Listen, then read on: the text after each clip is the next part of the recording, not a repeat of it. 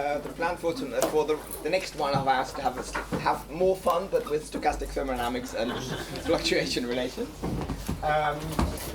Just as a sort of pointer to material, I put some stuff on Dropbox. There's two basically lecture notes from two courses I've taught previously, and some of the stuff I told you yesterday is in those notes. So particularly there's a course called Advanced Statistical Physics, so if you want to look at sections 5.3 and 5.4, that covers a lot of the stuff we talked about yesterday and some of what I'll talk about tonight. And then there's another course called Physics with Fluctuating Paths, and I'll talk about some of section 2.5 today. Okay, so if you want to if you need some more information, in particular there was a question that we left slightly open with why you need Stratonovich to be able to do usual rules of calculus. That's covered in those notes, so you can have a look there. For the stochastic thermodynamics, kind of a sort of good reference, although of slightly biblical size, is this review by Seifert 2012, which I've also put on Dropbox. Okay, that has like several hundred references, and certainly at the time was a very, very good update of kind of a very good summary of what the field was like at that point. It has sort of, I think, grown even further since then. Some of the things that are not in there are like thermodynamic uncertainty relations, so there is certainly more modern stuff that one can also look at. Okay, so we're going to do stochastic thermodynamics, so we're going to basically have access to stochastic definitions of the relevant quantities. I'd already sort of hinted at the end of yesterday's lecture how you define entropy production as a path-dependent quantity. The other thing we'll need is basically how to define a fluctuating version of entropy of the system itself. Okay?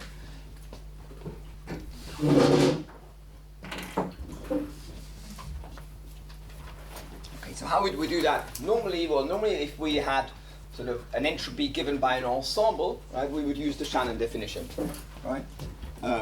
So we would use basically if I just use 1 degree freedom x, we would take P of x an average minus log of P of x over it, right? That's the sort of Shannon-Gibbs information theoretic definition of the entropy, right? If just one as a sort of side note, of course, if P of x is an actual density, then formally you need to multiply this here by some dimensional constant like a delta x, which never makes any difference because it drops out of entropy differences, so we're not going to write it, but formally you'd have to do that in classical statistical mechanics. That will be something like a phase space volume, like 2 pi h bar to some power, right? Okay, but for us that's not going to be relevant, right? So then the question is, given that that's the measure of entropy for an ensemble described by a probability distribution, if we now have not an ensemble but an individual state of the system, what would be a sensible assignment of this fluctuating entropy?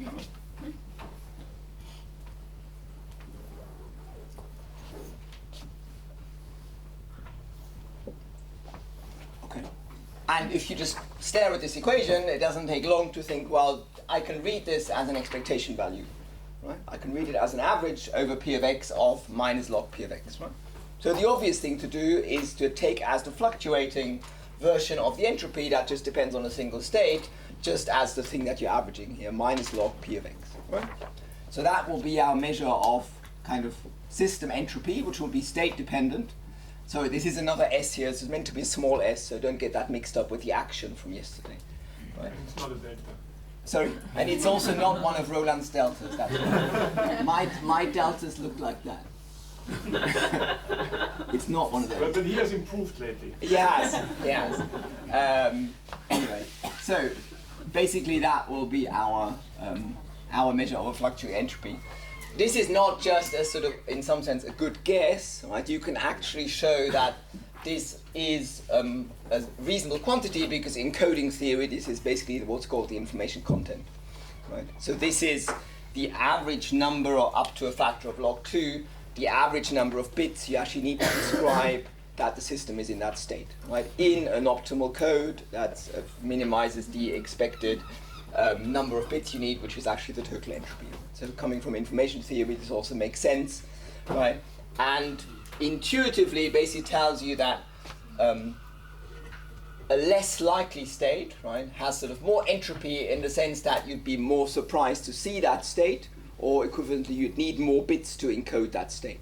right? So this all sort of makes a reasonable amount of sense. So that will be our fluctuating measure of entropy, right? So now the remaining question is, what P of x do we choose there, right?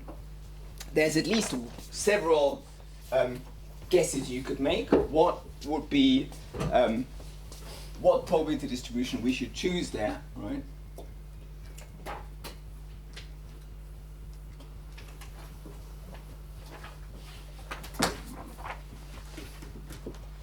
And this was actually debated sort of when stochastic thermodynamics was developed.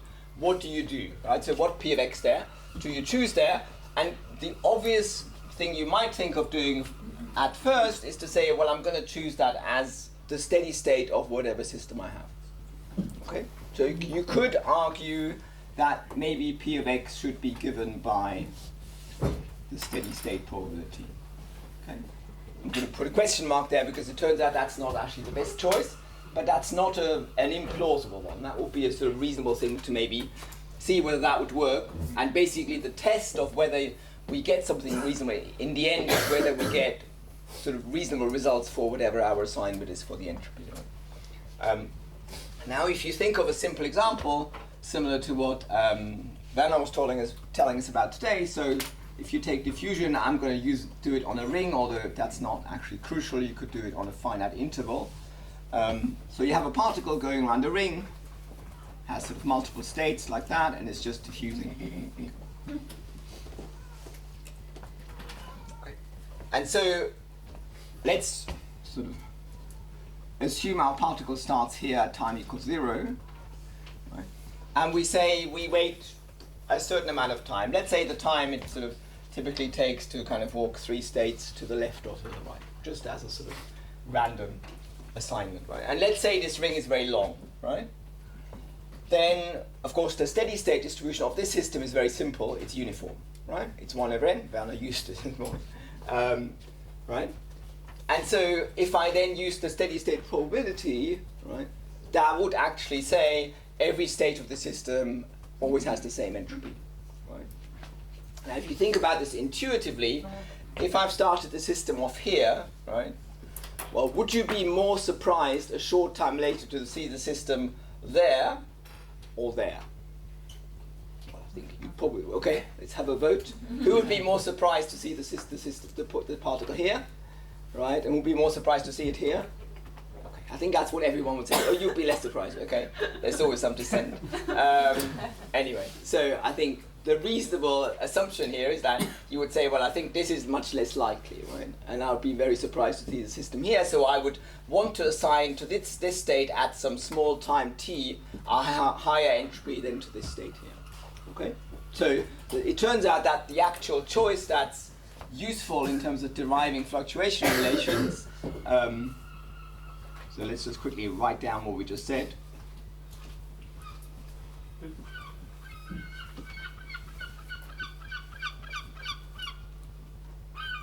So we'd be more surprised to see the particle far from the starting point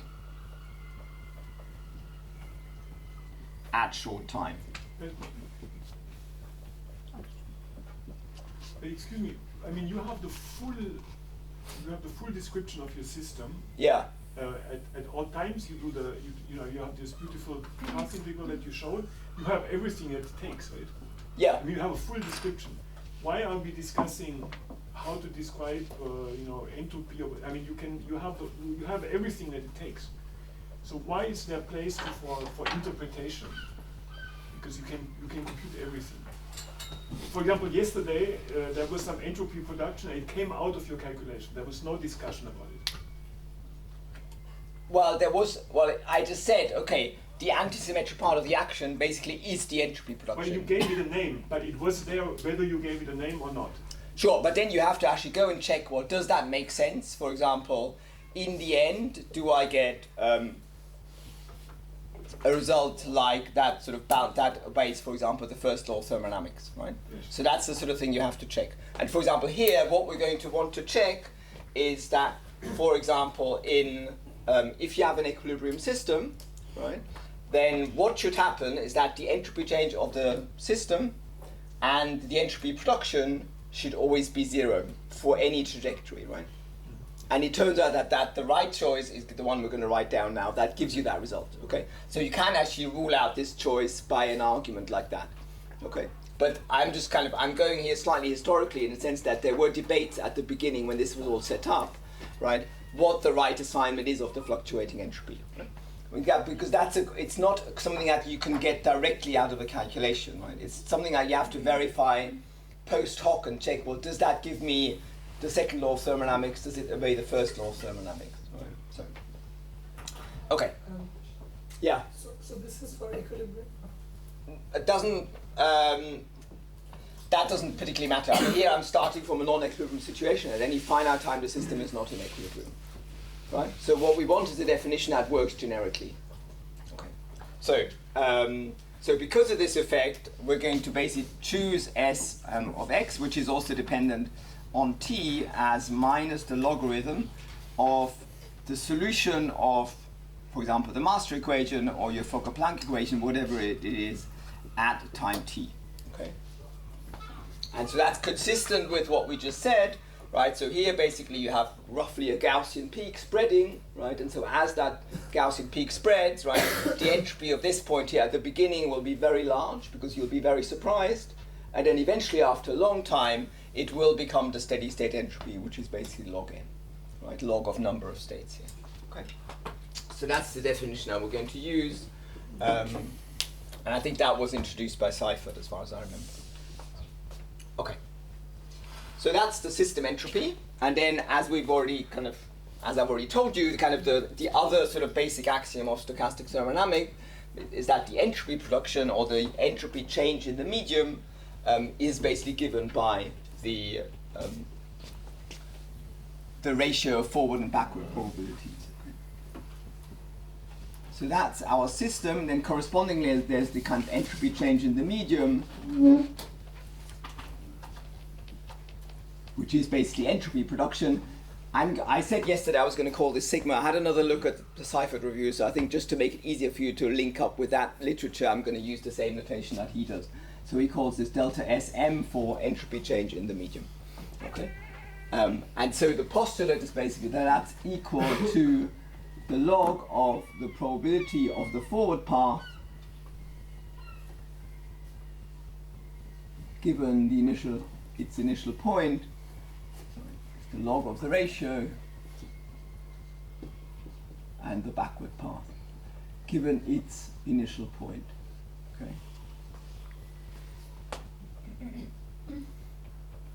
And so again, one has to check that this actually makes sense by then looking at what comes out of these definitions. Right? I'm going to amend this definition slightly by putting a dagger on this P as well. And I will explain what that dagger is, because we're going to slightly generalize the setup that we had yesterday, basically to have time-dependent driving, because when these fluctuation relations become interesting is partly when you start driving the system from the outside. You could do that by, for example, having some time-dependent parameters, okay? So what we're going to introduce here is the notion of a protocol, okay? And that involves basically preparation of the system,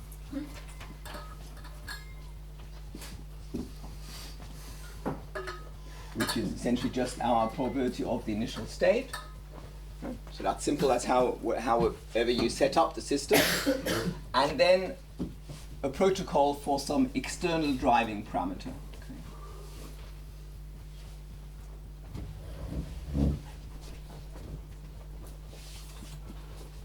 And I'm going to call that lambda. Again, I do apologize, this is obviously the same letter as the lambda we had yesterday for Eaton and Stratonovich.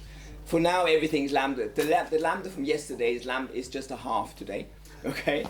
And I'm just going to call this lambda again because that's the common notation in that literature, okay? So apologies for the notational overlap there. Okay. So we're going to assume that there is some parameter lambda that basically changes how the system is evolving, so that instead of what I had yesterday, I have an equation like this. So I have x dot is equal to v of x and lambda, and this lambda itself depends on t. So that just means I now have a sort of an extra handle to start affecting my system from the outside, and that will be particularly useful when we want to define things like work, etc.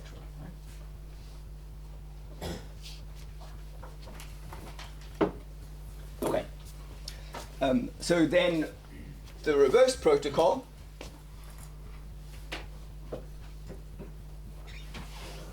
and this is also what comes into this P that I've written up there. So I'm going to call that P dagger. All the probabilities under this reverse protocol, I'll write P dagger. That's why there's a dagger up there, right? That will have some initial distribution P dagger of x0 dagger. Okay. Whatever that is, it's unspecified at the moment. And it will have the obvious reverse protocol, which is that we just reverse the history of lambda. Okay? So if I call the final time Tf, so that's the total length of my trajectory, the reverse protocol just means you take your lambda history and you run it backwards, right? So if before you've increased lambda from 0 to 1 in time Tf, then now you run it backwards from 1 to 0 in time Tf, okay? That's sort of the obvious thing to do, okay? And it turns out that in the formula for the entropy change in the medium, we do want to compare the probability of the forward path to the probability with the forward protocol to the probability of the backward path with the backward protocol.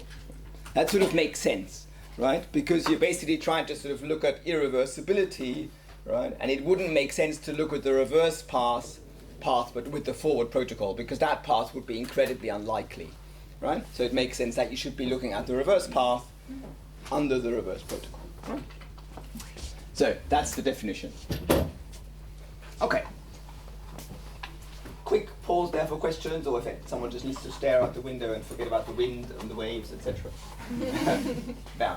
But you can do this calculate. I mean, you can go back to what you did. I mean, yesterday it was kind of completely limpid, right? I mean, you wrote equations and everything came out. So can we do the same thing with this forcing? I mean, yesterday there was no interpretation, right? That's right. So do we need interpretation now, or is that also completely bulletproof? Well, so the two items of interpretation are basically this one and this formula. Yeah, but yesterday it came out. Well, I can calculate what this is, right? But the fact that I can interpret this physically as the entropy production is something I have to check. Yes. Okay. And we will see that this will all make sense because it will give us the second law, it will give us the first law of thermodynamics, but it's not obvious maybe right from the start that this is somehow the right thing to do, right? So yeah. We can see the entropy production as a real measure of how irreversible the system is, or am I missing something? Essentially. Okay. Mm-hmm. And what basically, as I said, what we will find is that if you look at the change in this, plus that, then in equilibrium it's basically 0, right? Which is sort of what you'd expect, right? But then you can also, and then we'll do this later, is basically look at sort of temperature times this and work out that it is exactly the balancing term in the first law, right? So temperature times this will turn out to be basically heat transferred to the medium, right? Yeah? Sorry, because my question was related to what you just said, which was that we'll see this relates to something physical, but just to anticipate that in a moment, when we say entropy production comes from the probabilities of forward or versus backwards, right. Is that like in the sense of there's some thermodynamic potential, and we're looking at some physical entropy in that way, so that there's a thermodynamic potential between the two states, and then as a result there's going to be entropy changes that move from one to the other. That can be the case, but it doesn't have to be the case. So this, for example, is also well defined if you have a non-equilibrium steady state. Okay. So you can have, for example, a particle that's being driven around a ring in a steady state, right? So where whatever lambda has some non-zero but constant value, then that's a system that keeps producing entropy, right? And you can look at this in steady state. There's obviously no change in any sort of thermodynamic potential. Nonetheless, there is entropy production, right? Well, right within the system we're describing, but then, okay. Right. So I mean, for example, if you take this kind of system, but you put a bias on it, right? So you get a particle driven around a ring, right? That turns out to have a non-zero value of a rate of entropy production. Right, but then how am I interpreting that entropy production physically? Right. What does it correspond to? You can basically, again, we'll come to this, right? For example, if you write down a Langevin equation, right? What you can do is you can say this is kind of the intrinsic force. For example, that could be the negative gradient of your potential in the system, right?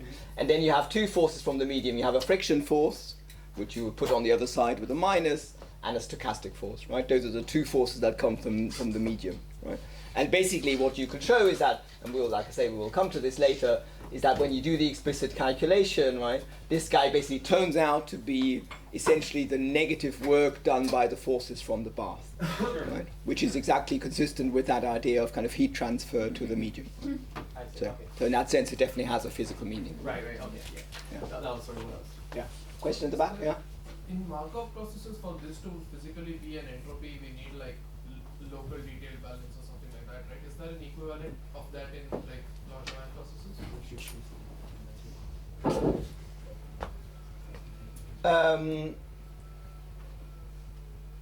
I mean, to be able to relate this to kind of work and energy, you need some form of, obviously some correspondence between your rates and the energies, right?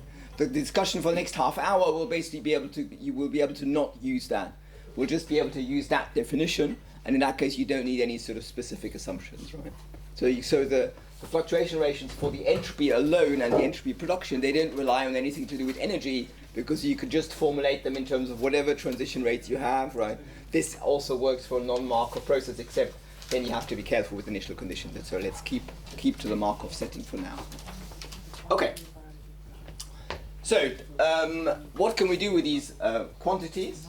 So the first thing you can do is you can write down what's called an integrated fluctuation theorem for the entropy. And this is very simple.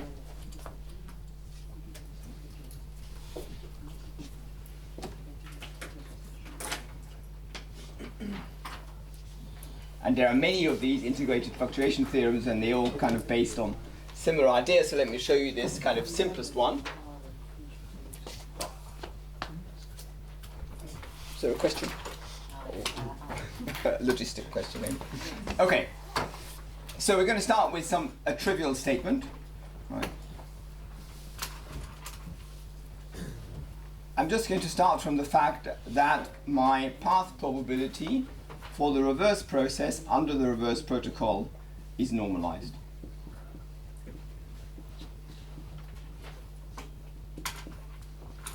Okay. Where this is the integral over x 0 dagger all the way up to x m dagger, where if you remember m was my number of discrete time steps. Okay, so I'm going to use this capital D just as a shorthand, but that's basically the path integral, the integral over all possible paths. Okay? So we just start from the normalization. And now if you look at this formula here, right, I can also write this in terms of the probability of the forward path, right, with a correction factor that basically comes from the entropy production. Right? So this thing, obviously, because x0 dagger is just xm, and so on, xm dagger is just x0, is the same as the integration measure over the forward paths. Okay, so I can write a forward path integration equivalently. Right. I can write the probability of the forward paths. So the conditional probability times the probability of the initial condition, right? And now I need to obviously compensate. So I need to multiply that by the probability of the initial conditions. Okay, so that makes sure that this factor, including that one, goes back to this one. Okay, so I'm just rewriting that product. And then the ratio of P dagger and P, the conditional probabilities of these paths given their initial conditions, that's just e to the minus delta S m, right? Just from the definition at the top. Right? So if I take this log here, I put a minus in front of it, I exponentiate it, I get exactly P dagger divided by P of x, right? And I multiply by P of x. So this is basically a triviality, okay, and now I can say, okay, well that's just an average over my original dynamics, right? So what I've derived is that basically the average of P dagger x0 dagger divided by P of x0 times e to the minus delta Sm, the entropy change in the medium, that average is always 1. Okay? It's just basically a trivial rewriting of probability conservation, right? But it does tell you something about basically the statistics of this entropy change. Okay? And this is actually true whatever I choose here for this initial distribution, right? So I've got a lot of, this is actually an infinity of relations, right? I could choose anything for this initial condition of my reverse processing, right? It's just some function of, as you can see here, the final state in the original dynamics, right? This is just some function of xn, right? So whatever I choose for this function, this average will always be 1, okay? So what would be an intelligent thing to choose here to get something interesting out of that? Well, you can see here we've got entropy change in the medium, right? That's our initial distribution, right? If I take the logarithm of that, that's the entropy of my system at time 0 from our definition, right? So a sensible thing to insert here then would be the probability at time t under my dynamics, right? So let's make that choice.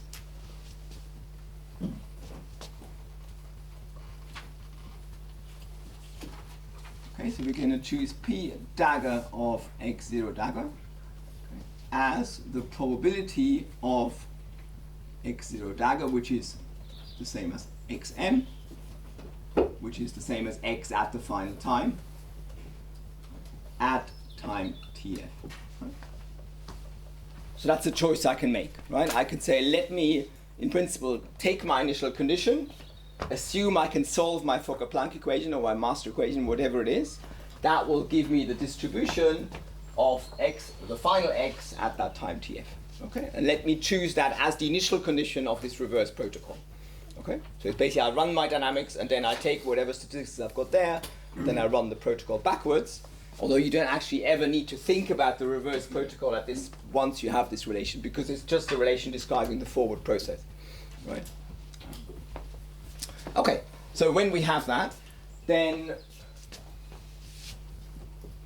Sorry. yeah. I don't understand why you have the freedom of choosing the p-dagger. I mean, you can choose the initial probability, but doesn't that hold only for if you use the final one? I mean, you could just follow through the maths, right? I mean, so here, whatever initial distribution I choose for the reverse protocol, right? I just say, choose some initial distribution, run the dynamics from there, right? And then that will give me a normalized distribution over paths, okay? And then I compare that to what I get in my original dynamics, right? Yes. But I have freedom here and basically how I initialize the reverse dynamics, right? And that's the freedom that comes through here, right? But don't you want like the p of x0 and p dagger to be somehow related? They will be related, and it turns out that the way to relate them is by the entropy change of the system, and the choice that we're making here is exactly that allows us to do that. Okay, Right? so But the relation itself is not contingent on that. okay. Right? This really is true whatever you choose here. Right? Because as you can see, it's not something profound, it just comes out of the fact that this is some normalized distribution. Right? Mm-hmm. So this works for any normalized distribution. So you're not assuming that there's any relation between p dagger and p. No, at the moment this is completely arbitrary. In fact, you can get other relations out of this by other choices. I'm going to show you one of those. There was at least one other question there. Yeah? So you're choosing the probability distribution of the reverse path as if the system already evolved up to TF. Yeah, exactly. So the system evolves up to TF, and the probability distribution at that time is what I choose as the initial probability distribution of the reverse path. Absolutely. That's exactly what that means, what I've written down, yeah. Mm-hmm. There was a question at the back as well, I think. Yeah, just to clarify that the conditional probability on the left here, this is okay, when I take the path in school and I run it backwards in time, it's just that conditional probability. It's This one, yeah. that's the conditional probability of the reverse path under the reverse protocol, this lambda dagger. Yeah. So I'm Yeah.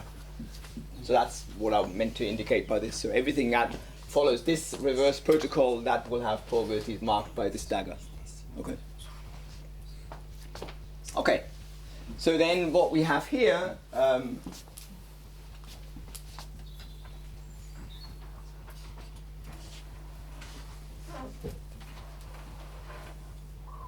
that another t. So with that choice, right, you see that this term in the top here is just e to the minus the entropy of the system in my final state at the final time. I might also call this xf sometime, right? It depends on, it's just notational subtlety. And then correspondingly, this p of x0 is just e to the minus s of x0 at time 0. Just using the definition now we agreed on right at the beginning. Okay. So the probabilities are just e to the minus the corresponding entropies. Okay. So then what you see what this is just e to the minus entropy change in the system. Okay. So what we have then is that 1 is equal to e to the minus, let's write this as delta s. So this delta s is entropy in the system at the final time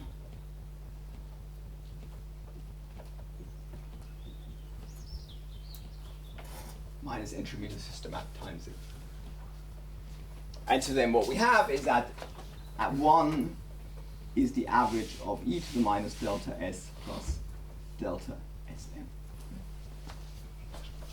Or in other words, the average of e to the minus the total entropy change is 1.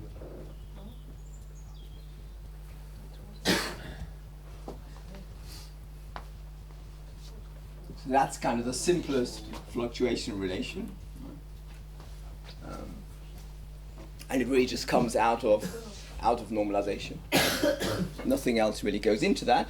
And you see, interestingly, even though we used kind of the idea of a kind of time reverse process, right? This is now exclusively a statement about the original dynamics, right? It's not a statement about a reverse process anymore, right? It just says whatever that forward dynamics is, right? The average of e to the minus delta s total is always 1. Okay?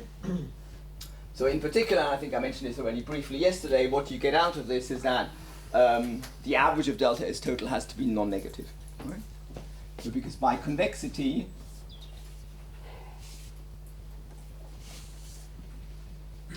right, so the e to the minus x is a convex function, right? And the average of a convex function is always above the convex function of the average. Right?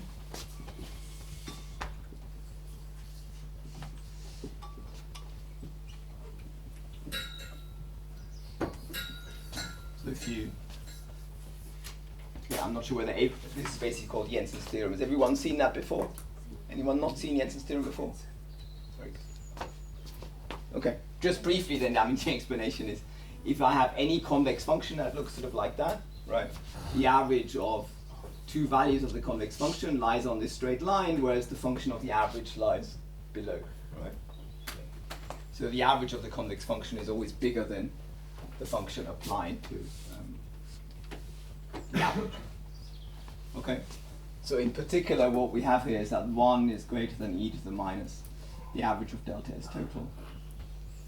So the average of delta S total is non-negative. Okay. And you can already see that the only way to have a system that's in equilibrium, right, is basically for this equality to be basically saturated with delta S total having a delta distribution at 0, right? So in equilibrium, whatever your trajectory is, this is actually exactly 0, right? That's the only way you can get equilibrium, otherwise you would get a non-zero average, right?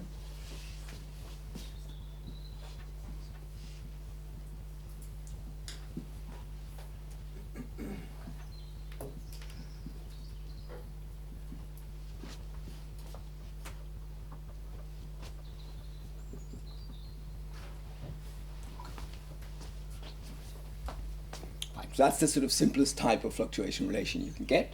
What I was going to do next is look at some what's called a sort of detailed fluctuation theorem, because you can actually say more about not just kind of an average like that, but about the distribution of the entropy production, right? And that's sort of the next step. But let's maybe just pause there briefly in case there are questions.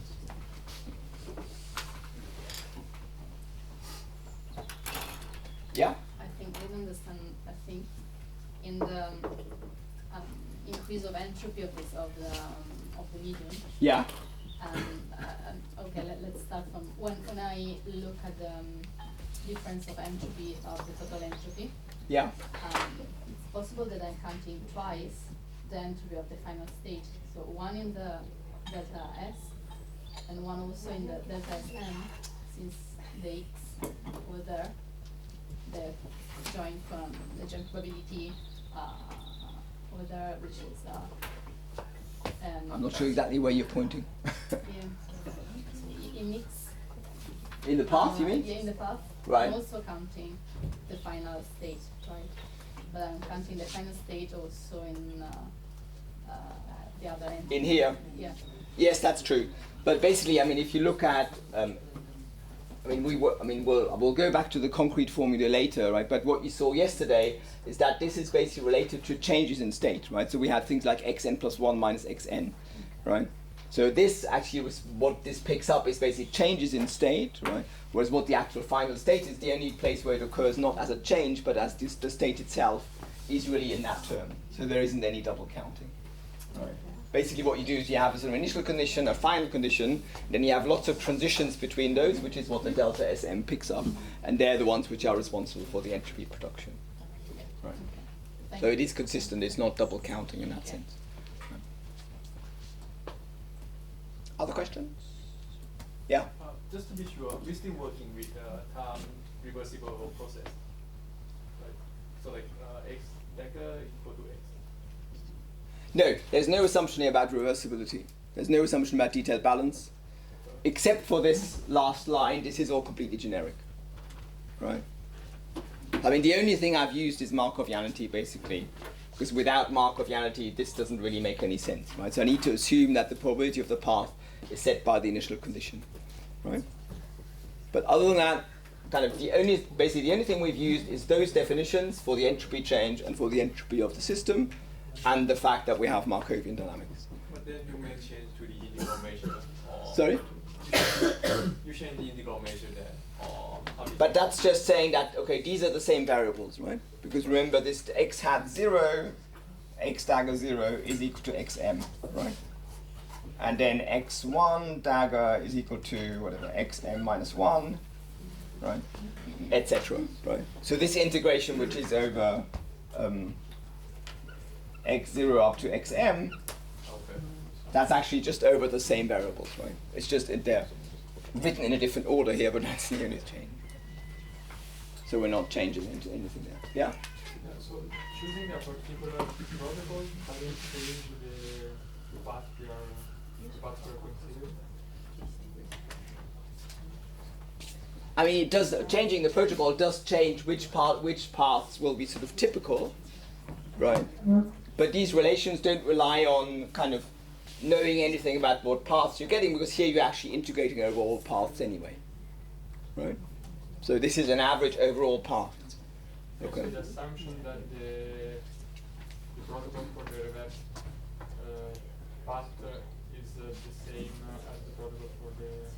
I mean, the final probability for the forward path isn't assuming anything about the dynamics. No, because you could take any Markovian dynamics, and if I give you the initial distribution, I mean, in Werner's case, this would be multiplying by lots of P matrices, right? But you could take any other Markovian dynamics, right? Where if you have the initial distribution, this one, right? Then, I mean, you may not be able to calculate, but you, in principle, know what the distribution at the final time is, right? I mean, you can have to solve a master equation or a Fokker-Planck equation, whatever it is, right? But in principle, that thing is well defined, right? And it's what gives you the entropy, right? So we're not assuming anything about the specific form of the dynamics there, right? Can you repeat, I mean, again, the distinction between the entropy change in the medium and the entropy change of the system? Meaning, one depends on the probability at one point and one time, and the other instead is for the entire path. Exactly. Why the one for the entire path would be associated to the medium? So that's something that I haven't convinced you of yet. I've just said, let's assume that that's the right definition. And then one basically has to check by, for example, working out how this is related to external work and potential energy, that this makes sense in the sense that, for example, temperature times this quantity comes out as heat in the energy balance. Right? But you're right. I mean, I've just postulated this so far. I've not given any sort of further indication that this is the right definition. Okay. But you can sort of see that at least physically it makes sense that entropy production should be related to transitions between states. Right? Kind of how much energy you produce should be related to kind of how you go from one state to the other. I mean, that's very hand-waving at the moment. We'll do this more concretely later, right? But maybe that's at least good enough for the intuition at the moment. Any other questions? Okay. So let's look at what we can say in sort of more detail, and so these things are the more detailed statements about actual distributions rather than just averages. Seifert calls those detailed fluctuation theorems for sort of obvious reasons.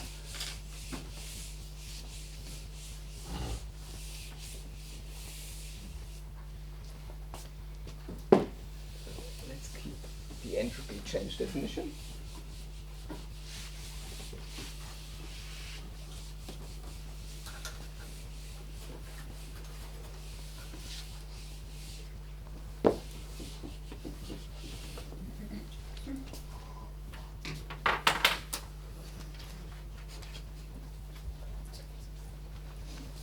Okay, so how do we say any more about the distribution of these quantities?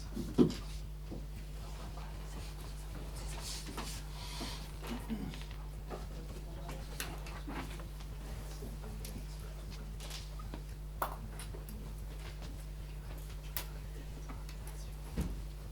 we're going to look at the distribution of this entropy production.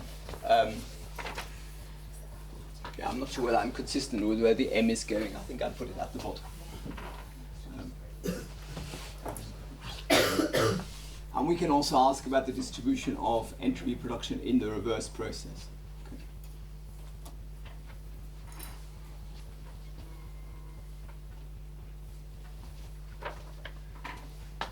So that's what we want to look at next. Okay.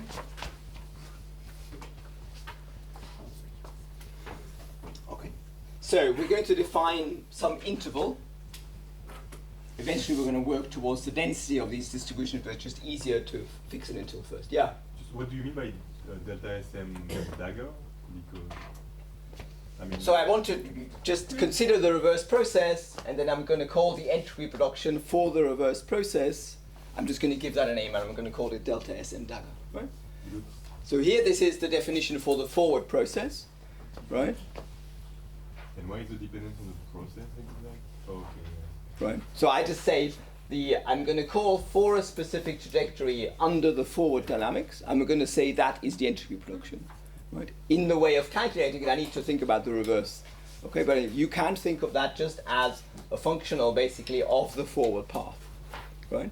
And now I can reverse the roles of forward and reverse protocols. I can do the same thing for the reverse path and ask, okay, under the reverse protocol, what are the statistics of this entropy change? And just to have different labels, I'm going to call delta SM the one in the forward and delta SM dagger in the reverse. Okay? But isn't it obvious that delta S dagger is minus delta S, or it's not?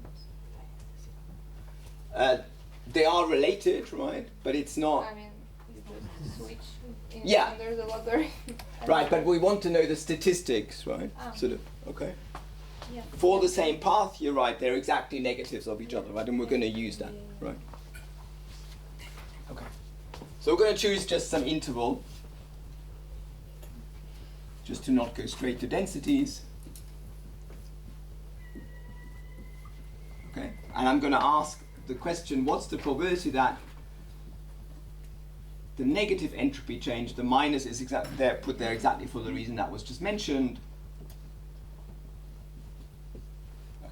So what's the probability that the negative entropy production under the reverse protocol lands in this interval A and B?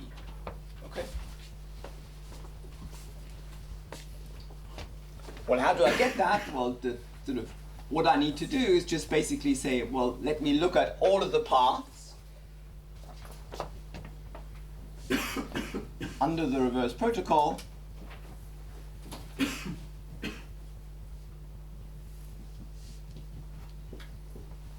And I'm only going to sum over those paths where it's true that the entropy production is in the interval. Okay, so I'm going to put a restriction on that interval that I'm only going to sum over paths which have this property. Right? That gives me the probability that I actually get this value, right? So I just say, in principle, go through all the paths, pick out the ones that give me the entropy reduction in the desired interval. The total probability of those paths is the probability that the entropy change will be in that interval. Okay.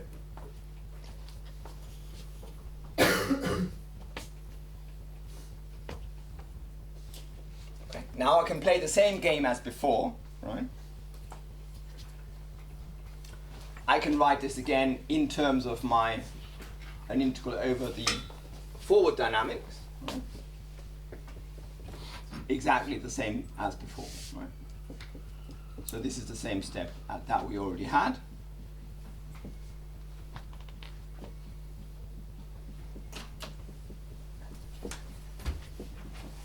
Just now on this restricted interval.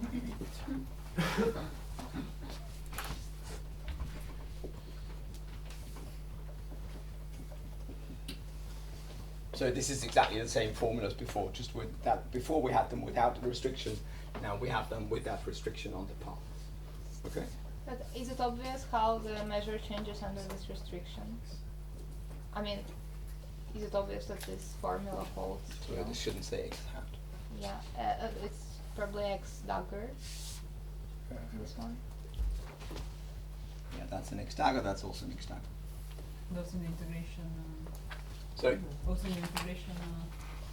Yeah, that you're right. Thank you very much.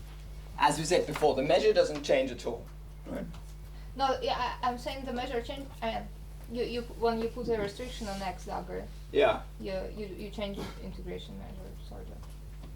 Yeah, but so here I've written the same restriction, right? Okay, So I can in principle change, I could say, okay, for every x, I can look at the reverse path, I can work out the entropy production, I can take its negative, I can check whether it's in the interval. Okay. Okay? But you're, of course, you're sort of, in some sense, one step ahead of me because now I'm going to write the same thing, right? And now I'm going to say, well, because of the fact that if I change the roles of forward and reverse process here, I get exactly a minus, right?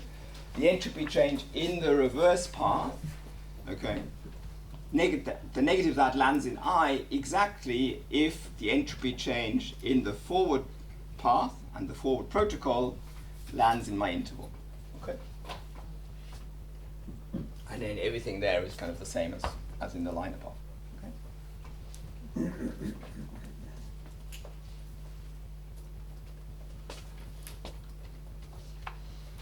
And then the final step is just to take that and write it in a slightly more convenient form. So we're going to write that as the integral over the forward process with the restriction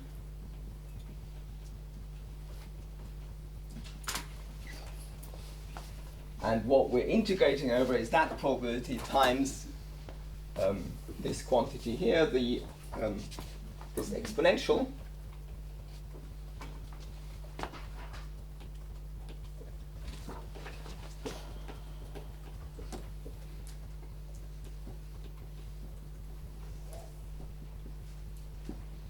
So that's the quantity I'm averaging in some sense. I'm now just going to divide that, it's not the best division there, by this integral without the non-trivial factor.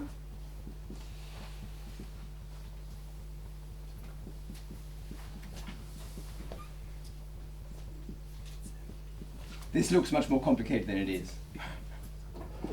Okay, so I'm just basically dividing by this quantity and then I'm multiplying it by it again.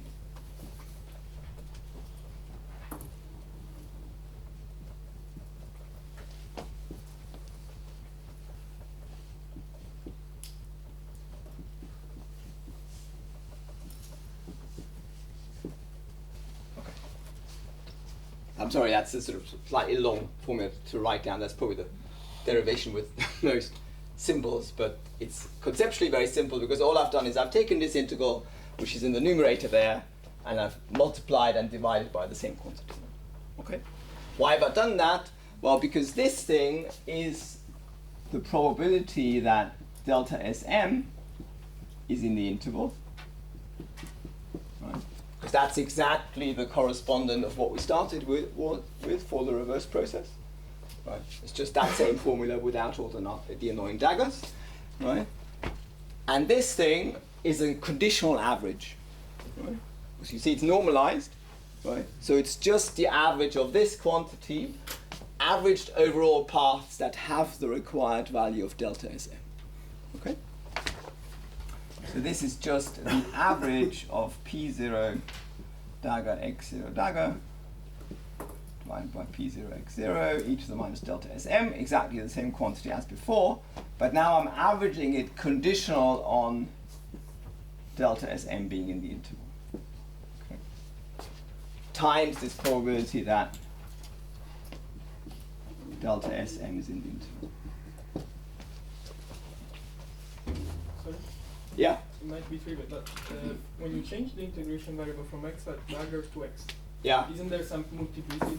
If x dagger many paths goes into x, and maybe I'm missing something. There's some factor when you change the There's no factor there, and that's really just because the x hat is just the same set of variables, right? So if you take this a simple case like I was trying to plot earlier, let's do that here maybe, right? So in the simplest case, if I have an x-axis here, right, and a t-axis here, that's my final time, say, there's t there, and let's say whatever we've taken, so this would be m equals 5, okay? So we have 5 time steps, okay? Then whatever this trajectory is x0, etc. Right? So that would be, for example, this is x4, this is x5, right? This is x0, right? And all I'm saying in the reverse path is, well, okay, this guy is equal, that's what I call xm dagger, right? This guy is what I call x0 dagger, okay? So integrating over x0 to x5 is exactly the same as integrating over x0 dagger to xm dagger, right? They're literally the same variables, right?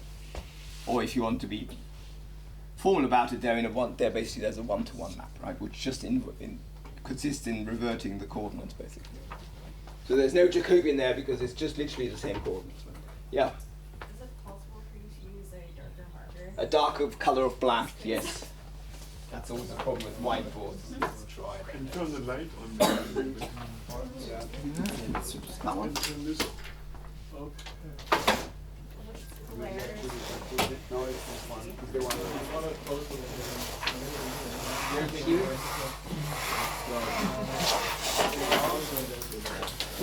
That better? Up. No.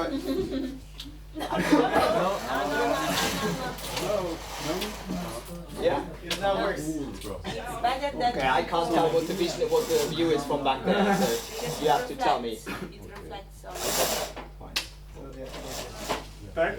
Yeah, back. Yeah. I'm disappointed. I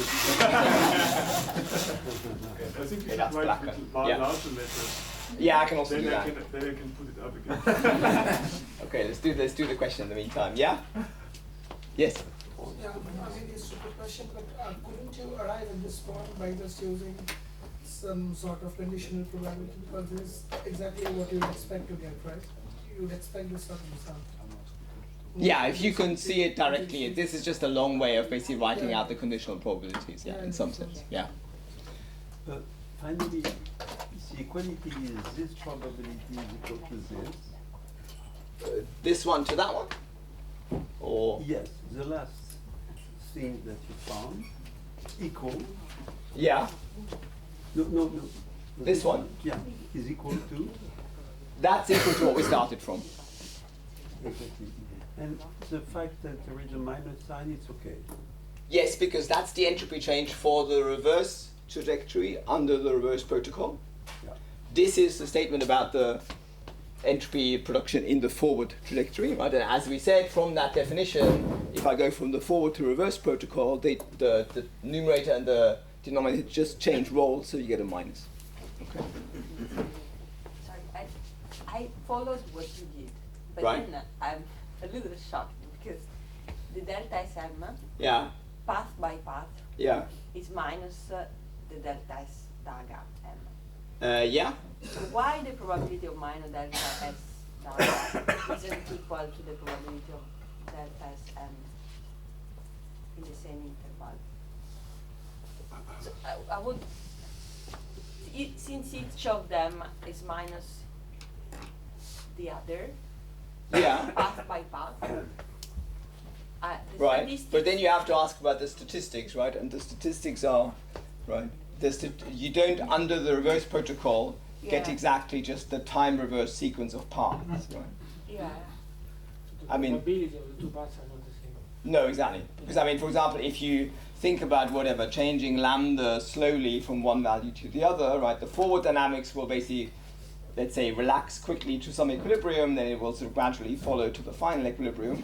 The reverse dynamics, depending on how you started off, right? Because remember, this P0 x dagger, this P dagger of x0 is arbitrary, right? So there's no reason, I mean, in particular because I haven't specified this yet, right? Why the reverse dynamics should somehow look like the forward dynamics. It will look similar because I'm running the protocol backwards, right? But here I can choose a completely different initialization, right? I've still got the freedom of playing with this, for example, right? So the whole path is different. Yeah, because I could choose a completely arbitrary initial condition for the reverse protocol, for example, right? So there's no reason that the statistics of the paths themselves directly maps onto each other, right? Okay. Right? Yeah. If I just had constant lambda, right? But then it's kind of boring. Right? But that is related to delta as possible. Yeah.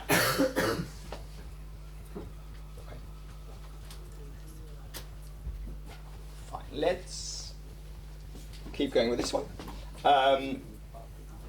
Okay. So what we get out of this, let's now take the interval to 0. Okay. That's sort of the obvious thing to do. Then basically, what we have on the left is the probability density at point A. Let's say. Question before that? Was there a question? Okay, fine. So I'm just going to make B close to A. Okay. Then this is basically the probability density at A times the length of this interval. This is the same probability density times the length of the same interval, so the factor of interval drops out, right? So what I get out of this is that the probability density of minus delta SM dagger, for that to be equal to some value A, right, is equal to the average of P0 dagger X0 dagger, our usual ratio, times the probability density of delta SM. Sorry, I didn't write the conditioning. Should do that.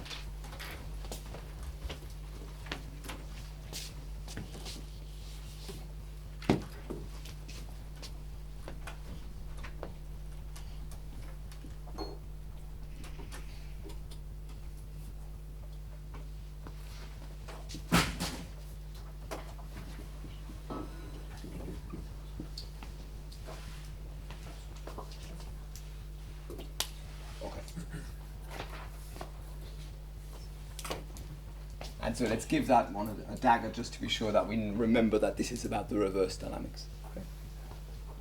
So this is just that probability with the interval length taken to 0 and divided by the length of the interval. Yeah? I here is a path, right? I is just an interval of two numbers, A and B. And so from the equation you have there is I from A to A plus D.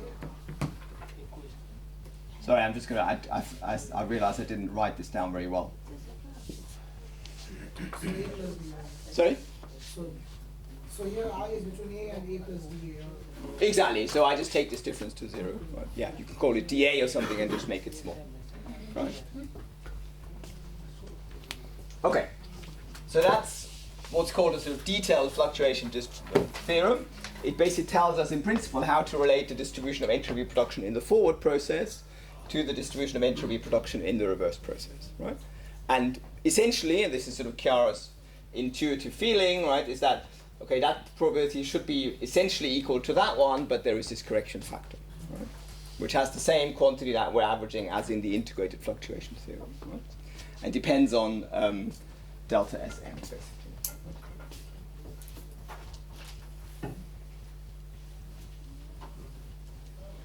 Okay, so the question is, what do we do with this? So in particular now we need to evaluate this factor, right? So we would like to have something that we can actually work out what's happening with it. Okay. And this argument, actually, you see what we put in here, right? Let's think about what we needed here about the quantity that we were looking at, right? The only thing that was required for this proof is basically that the step from here to here works, right? So the only thing we needed is that we had a quantity that changes sign under time reversal. Okay? So I can use any other path-dependent quantity that's odd under time reversal, and I can write down exactly the same equations. I chose delta Sm here, but I could do the same thing, because the only point where I need anything specific about this observable is this one here. Okay? So this works the same way for any other observable that's odd under time reversal.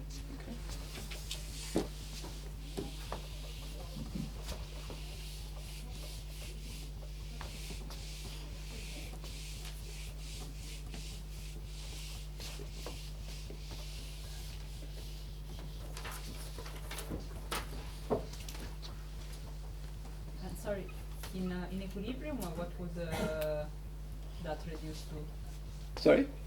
At equilibrium? We'll come to that. I'll come to that in a second.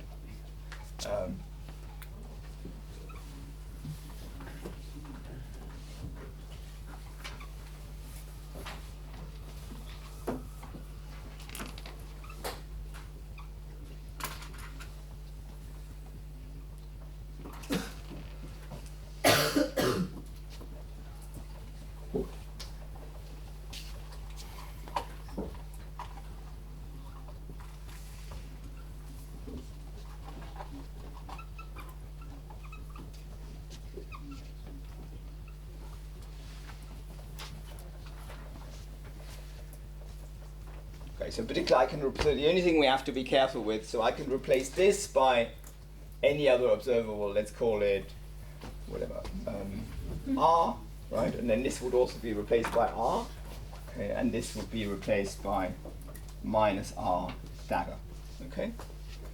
This one doesn't get replaced, right? Because that one came out of our switch from the forward probabilities to the backward probabilities, right? So that one is always delta Sm.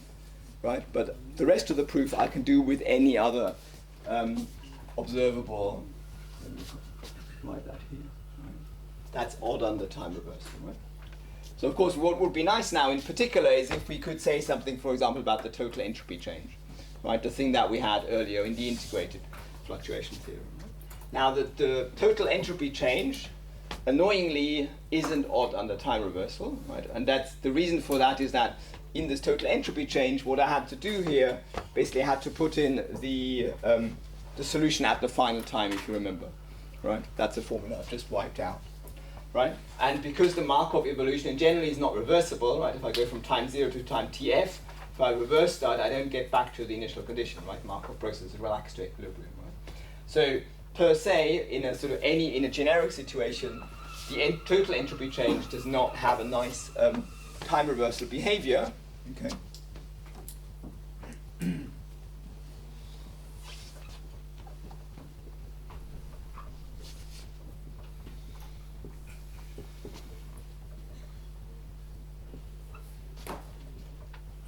Sorry, I realised this is going grey again. You can throw it away so that you. Okay. I'm going to put it at the back, give it another chance.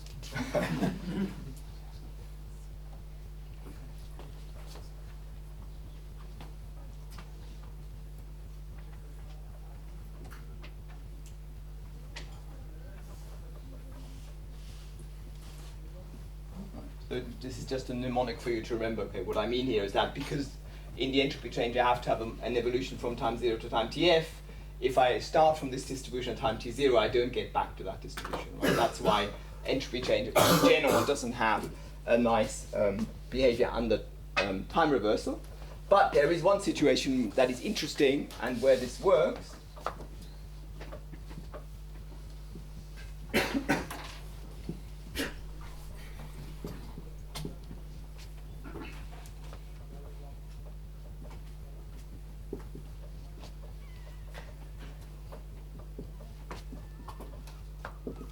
So where the distribution of x is at every time t is just equal to the steady state distribution. Right? So if I have a steady state of a generic system that can be non-equilibrium, equilibrium doesn't really matter, right? I'm just going to assume I'm in steady state, right? Then the distribution by definition at any time t is equal to the steady state, right? That means that the entropy change in the system, right, that's now is now minus log of p steady state of x0 plus log of p steady state of the final x. I think I also worked as xm before, it's the same variable, right? And you see now, of course, that's odd under time reversal, because now if I change the path, then this becomes x0, this becomes xf, right? So this thing just changes sign, right?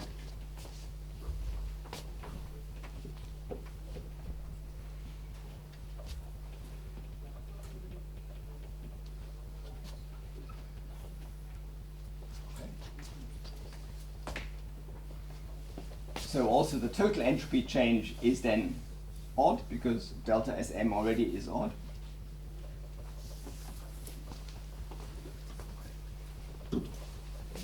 So now the final thing we have to do is just choose our P0 dagger, and of course in this condition the obvious thing to do is just to choose the steady state distribution, right? Because we want to look at the steady state.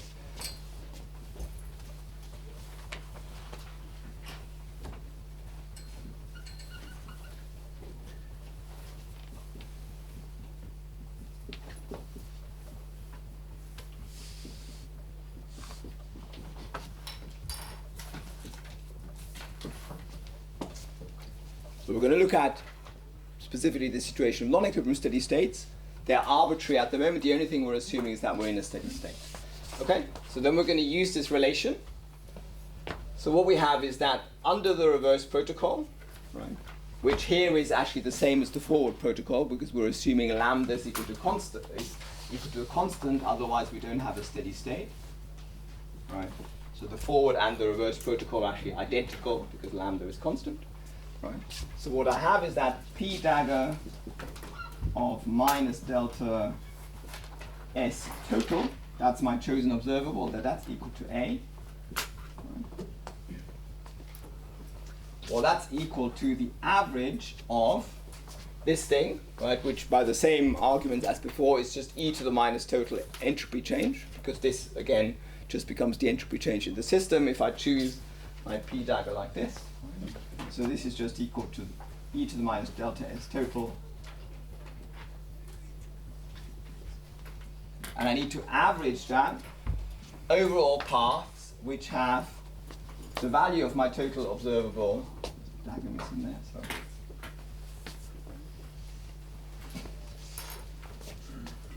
So it's just conditional on delta S total equal to A. Yeah. Is it obvious that the steady state is the same for the forward and... I'm choosing lambda equals constant.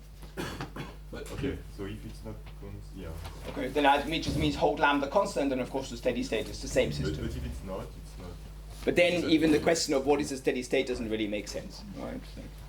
So, I mean, you could look at more general things like Floquet dynamics where you have an oscillatory lambda or something. Right? But if we keep lambda constant, then the forward and the reverse physics is exactly the same. Right, so it's the same steady state. Right. We're describing the same system, it's just we have a fixed parameter. So actually in this case we're not really changing the parameter from the outside. Right? So you're not considering cases where you have, I don't know, like an imposed velocity on your system that is, for instance, odd under time reversal? Sorry? Like you are imposing a velocity on your system? So I'm not assuming anything about this dynamics about this fixed lambda being reversible or anything, right?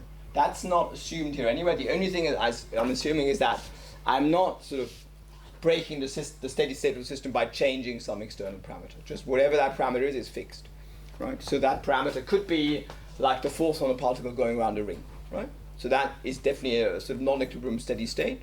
I'm just saying I'm keeping that force constant rather than varying it, right? Okay. But are they? Oh, sorry. Go on. If we go to the definition of delta S, Yeah. so it's basically like I don't know, logarithm of this relation, Yeah. P dagger. Yeah. P. And so if I reverse time. Yeah. Here, you say I don't get the. You get the negative delta S? value. Yes. Yeah. So delta S is odd. Exactly. That's what I was using here, right? No, not only on steady state, overall. Well, it's not. Well, then it. So if you see I just want to see the yeah, formula. you see if for this P dagger I choose what I chose before, the distribution over the final time, right? Yeah. Now, if I change the roles of x0 and xf, right, then you see what I have here is basically the initial x0 but in the distribution at time tf. Yes. Right, Okay. and that's not the same as what we had before, right? Yes.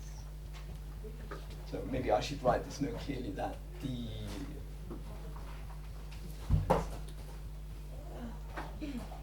so what we would get under. Sorry, this didn't really make much sense as it was written. Yes. Okay, So, that's when basically the reason. when you take like a dagger of p of 0 of x of 0, you don't do dagger of x of 0, and this is why it's not the same. Yeah, I have to make some choice for this, and the choice I have to make to get the delta S is this one, right?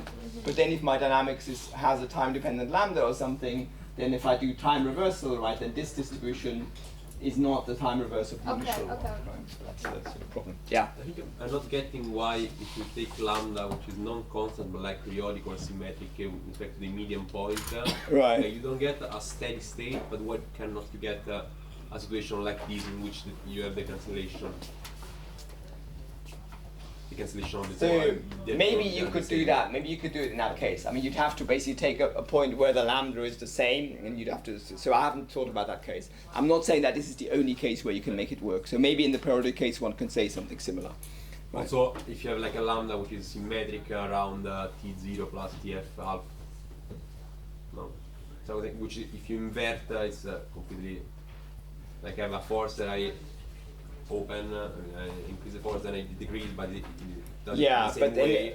So if I go backward, Yeah, but you see, if you think about the solution of the master equation, that still isn't going to be the same if you solve that for the forward and the reverse process. Right? So if I have some stepwise change in lambda, I let the system relax, right? And now what you're saying is if I now start from there, and I take that as my initial state, I run the lambda in the other direction, right?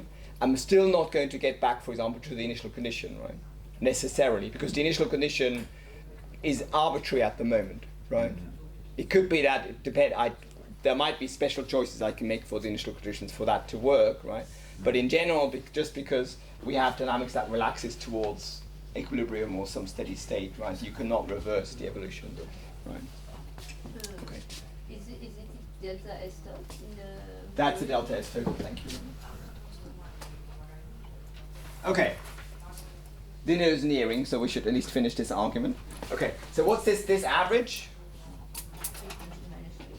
Exactly, right? That's very simple because it's just the average over something that by construction is constant on the path that we're looking at, right?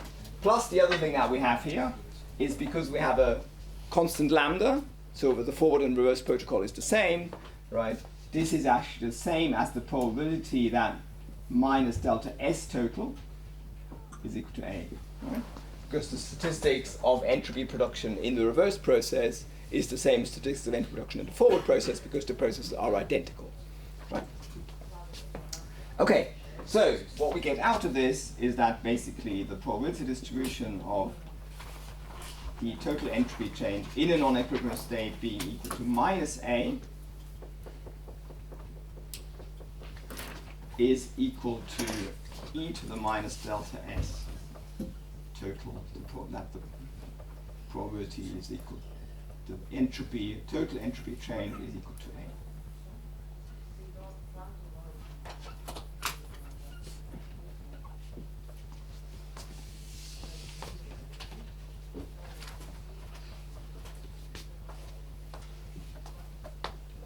or that's often it's just written in the sort of abbreviated form that P of minus delta S total is equal to e to the minus delta S total times P of delta S total.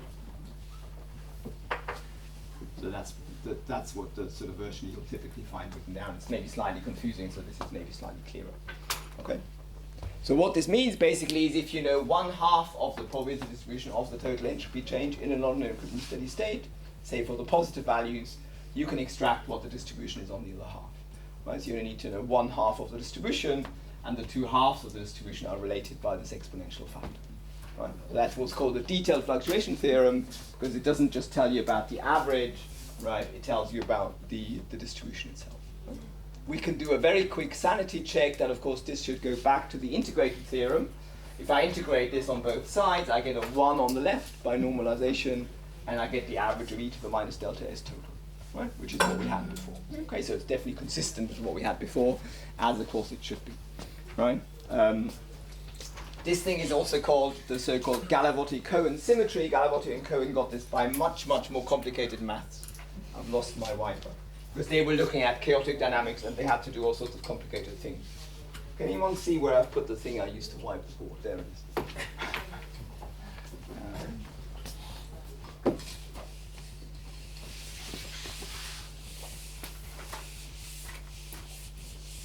But this is only for lambda equals constant, right? That's for non-equilibrium steady state. Yes. So there's an equivalent statement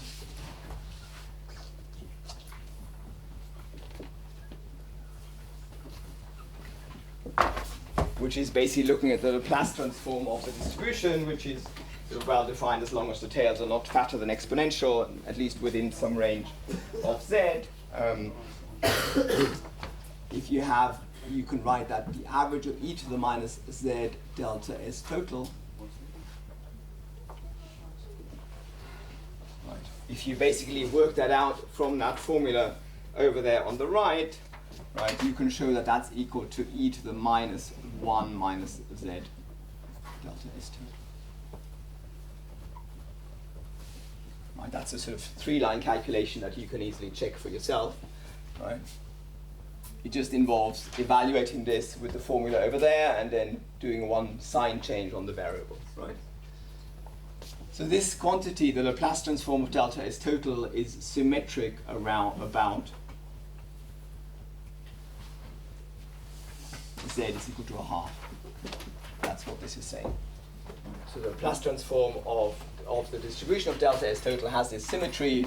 This, as I said, is called the Galotti-Cohen symmetry.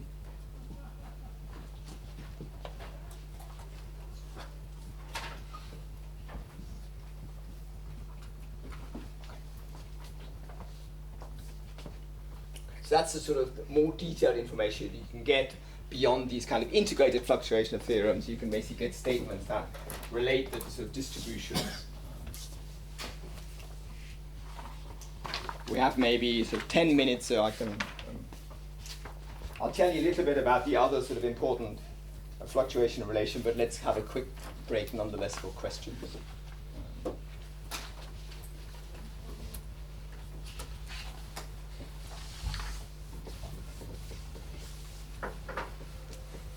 Where's the question more? Which crepe did I order for tonight?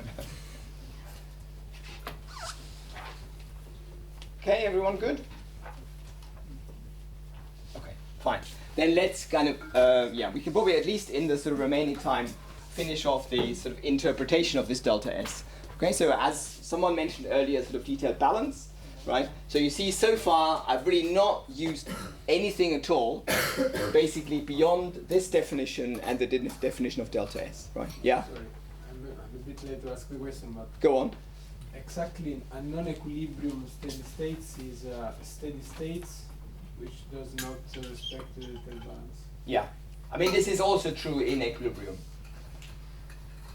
Yes. I've not said it has to be non-equilibrium, but it's true for any steady state of any Markovian dynamics, right? It doesn't have, it has to have no relation to detailed balance whatsoever, right? And the statement is always that the distribution of the total entropy change, right, always has that symmetry. How can I define that in a non-Markovian setting? Maybe we should discuss that over a galette. Just in view of the time. Thanks, yes. Okay, because here I am in the Markovian context, and as I said before, a lot of this stuff, of course, wouldn't make sense in a non-Markovian context, because I'm assuming here that once I know the initial state, I know the probability of the path, basically, right? Right. This quantity wouldn't really make much sense in a non-Markovian context, right? So I'm assuming here if I give you the initial condition and the rest of the path probability is specified.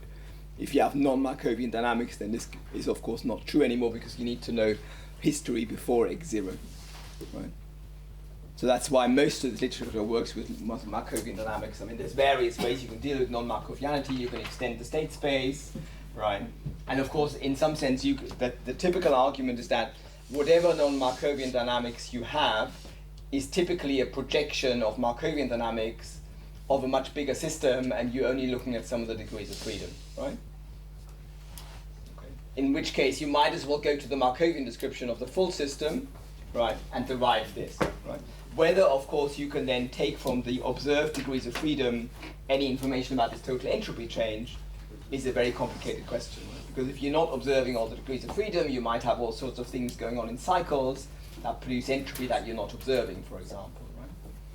But so in principle, because this is so generic, right, you can apply it to the underlying microscopic dynamics where your non-Markovian dynamics comes from, right? Because I guess we all believe that underlying whatever we're looking at, if it's non-Markovian, at some level, there is some more microscopic level where it's Markovian.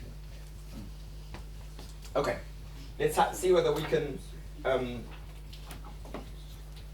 quickly do the, at least convince ourselves that this assignment of the quantity that we defined as delta Sm, that makes sense.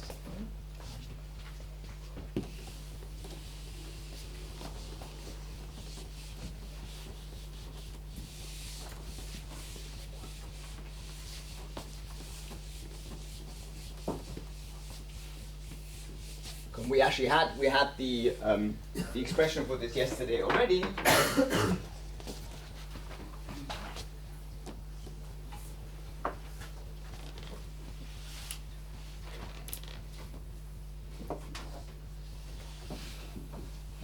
So the entropy production would have now be calling delta Sm. That's just minus twice this antisymmetric part of the action. Okay, the minus comes from the fact that I wrote all my probabilities as e to the minus an action. That's why there's a minus there. And twice, because twice the antisymmetric part is the difference between forward and backward. That's why there's a minus 2 there, right? And if you check the formula we derived for the probability for the antisymmetric part of the action, let me just check that I'm writing this down properly, right? In the continuum limit is basically just equal to the integral over time from 0 to the final time, right, of x dot times v, and this will now be a function of x and lambda of t. Right? So you could do exactly the same calculation that we did yesterday with a time-dependent v, right? Nothing changes except you just have v dependent on time, okay? And there was a division by the diffusion constant. That is right.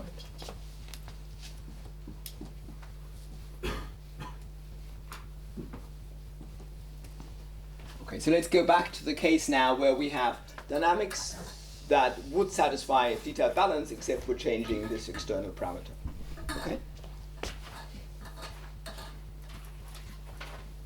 So let's look at the case that we looked at yesterday, that this drift velocity is just equal to minus 1 over gamma, the x derivative of some potential that is now also a function of lambda. Okay? So the same thing as we did yesterday. Right? And so then I have that this entropy change in the medium, right, according to what this is the gamma, this is the friction coefficient, is equal to minus 1 over d gamma. This will be equal to temperature again, because we're assuming that we have such dynamics that at constant lambda would give us an equilibrium state. Okay? With this corresponding potential, right? And then I have here the integral over time, final time, x dot, and then what I have here is the derivative of v with respect to x, and we're going to at x of t and then lambda of t. Okay? And now I can write this as basically the total time derivative of v of x and t and lambda of t, except in the total time derivative I also have a term that comes from the lambda derivative. Right? So I need to subtract that term, so that would be lambda dot at time t times the derivative of the potential with respect to lambda. Right?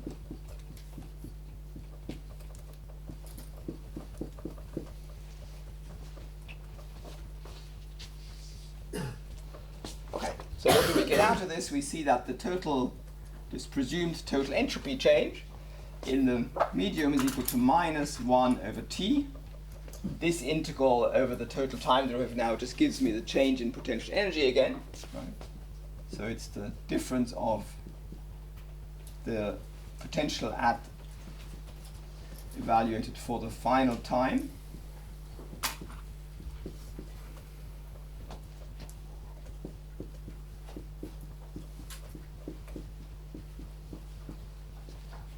and then we have an extra term which is plus 1 over t, the integral over time, lambda dot times dv by d lambda.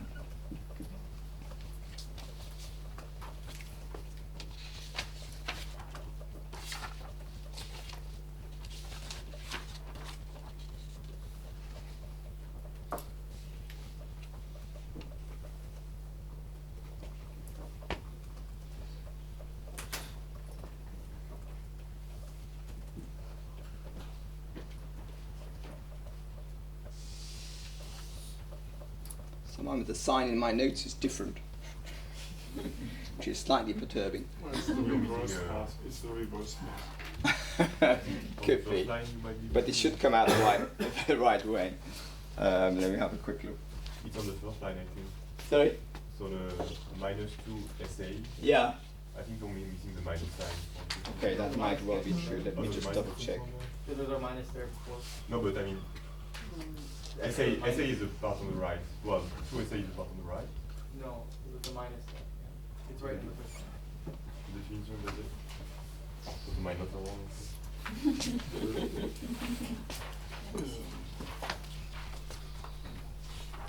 Oh, yeah.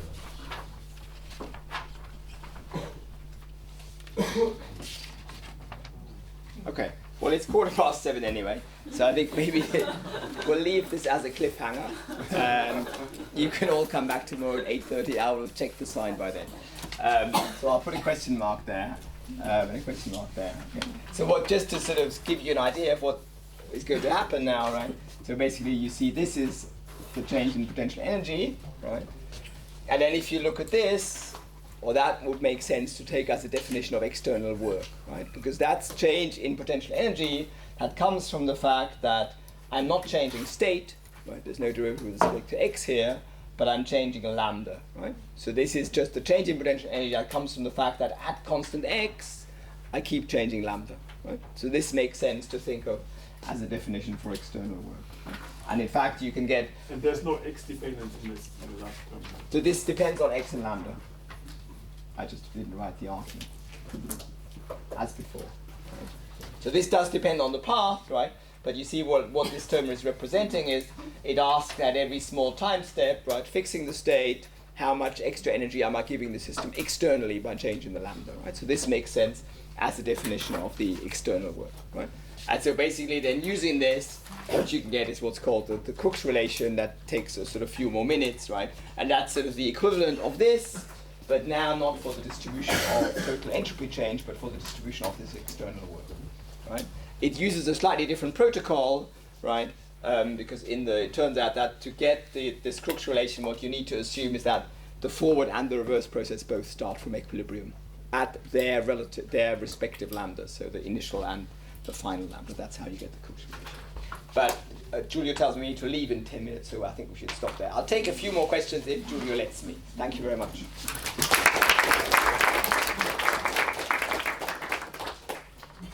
some urgent question?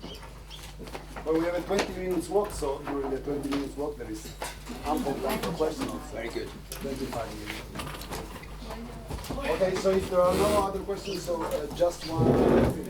So the first one, I sent you an email about putting sheet and towel on the floor tomorrow morning and try to group your stuff for all the ones that are in Croatia, because then the cleaning ladies actually will clean the room. Same thing will apply, and they will remember you to do it, for the ones that are in Regat on Monday. And otherwise, so we leave at 7:30. We go by walk to Saint-Pierre-Quiberon, which is 20 minutes from here. We are going to eat in a cafeteria. We will be outside, so bring warm clothes. And I think that's all. And if you have trouble, walking, just let me know and we will use the car for you. Some. Okay.